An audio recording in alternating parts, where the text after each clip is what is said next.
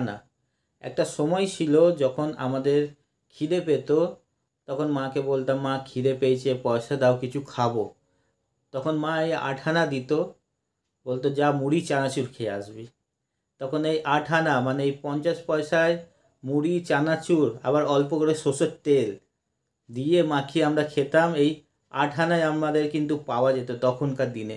50 পয়সায় মুড়ি চানাচুর সর্ষের তেল দিয়ে আমাদের সন্ধেবেলায় টিফিন হতো। আর এই সময় এখন 2025 সালে এর কোনো মূল্য নেই।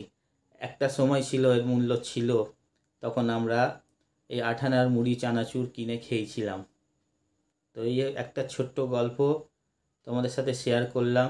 এটা কিন্তু অনেক মূল্যবান। এক সময় আমাদের পেট ভরিয়েছে এই 8 আনা, কিন্তু এই 2025 সালে এখন এনাকে কেউ পোছেও না, কেউ চেনেও না, কেউ জানেও না। এতগুলো পয়সা যে আগে চলতো, এক সময় এদেরই কত দাম ছিল। আজকের যুগে এদের কোনো দাম নেই। মানুষেরও জীবনে সেই রকমই।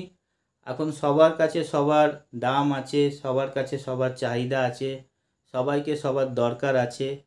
একটা সময় এমনি আসবে যে তোমার সঙ্গে আছে, যে তোমার পাশে আছে, যে তোমার খুব আপন মানুষ, একসময় কিন্তু সে আপন থাকবে না।